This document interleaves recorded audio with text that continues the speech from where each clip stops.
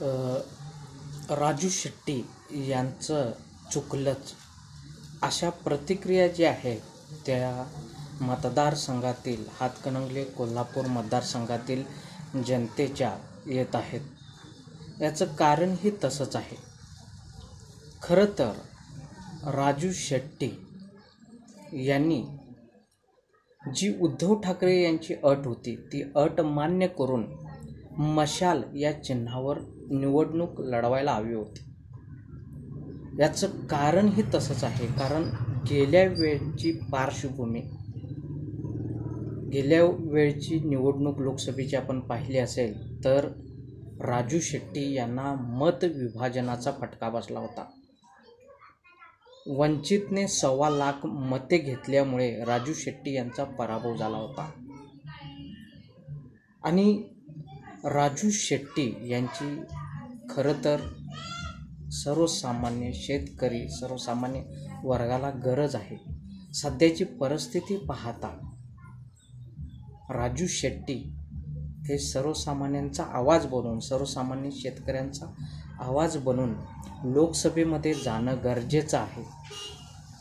हे कार्यकर्त्यांचं मत जरी असलं तरी राजू शेट्टी यांनी घेतलेला निर्णय चुकीचा आहे असं सर्व थरातून मत व्यक्त होताना दिसत आहे. कारण राजू शेट्टी यांनी स्वतंत्र लढण्याचा निर्णय जो घेतला त्यामुळे उद्धव ठाकरे महाविकास आघाडीला नाईलाजाने सत्यजित पाटील सरोडकर आबा यांना उभं करावं लागलं. आणि आता राजू शेट्टी सत्यजित पाटील सरोडकर धैर्यशील माने आणि वंचित अशी चौरंगी लढत होणार. आणि गेल्या वेळेस सारखाच धोका जो आहे तो यावेळीसुद्धा राजू शेट्टींना असणार हे नक्की. यावेळीसुद्धा मत विभाजनाचा फटका जो आहे तो कोणत्या ना कोणत्या उमेदवाराला बसणार हे नक्की.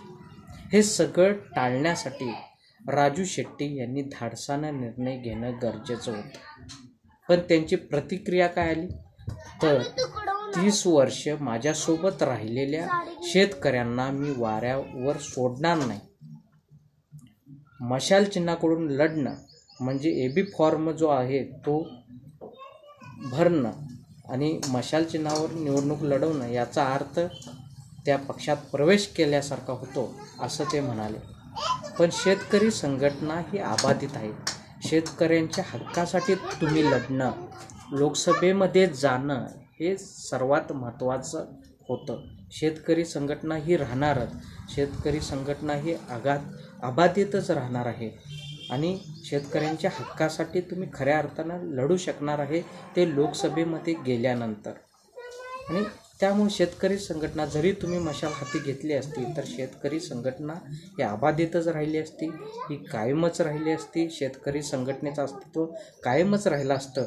पण तुम्ही जो निर्णय घेतला तो कुठंतरी चुकल्यासारखा वाटत आहे असं कार्यकर्त्यांची भावना आहे. कारण मंथन न्यूजने जो पोल घेतला होता तो पोल सांगतो की राजू शेट्टी यांचा निर्णय चुकलेला आहे.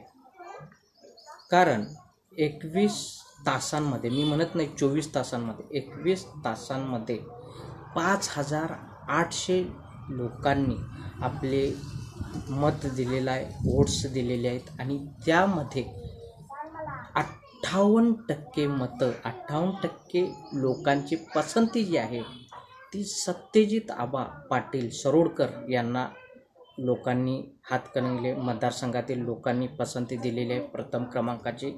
दुसऱ्या क्रमांकाची पसंती जी आहे ती राजू शेट्टी यांना दिलेली आहे. त्यांना 25% लोकांनी म्हणजे 58%च्या निम्म्यासुद्धा लोकांनी नाही तर फक्त 25% लोकांनी राजू शेट्टी यांना पसंती दिलेली आहे.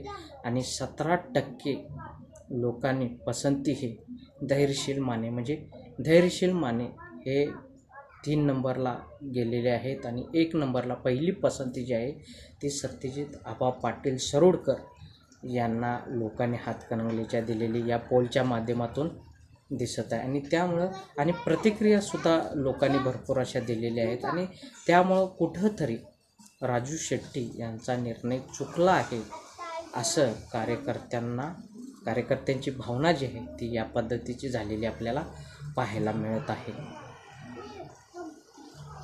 यावर तुम्हाला काय वाटते कमेंट बॉक्समध्ये लिहा. चॅनेलला सबस्क्राईब केले नसेल तर नक्की सबस्क्राईब करा. जगात भारी कोल्हापुरी.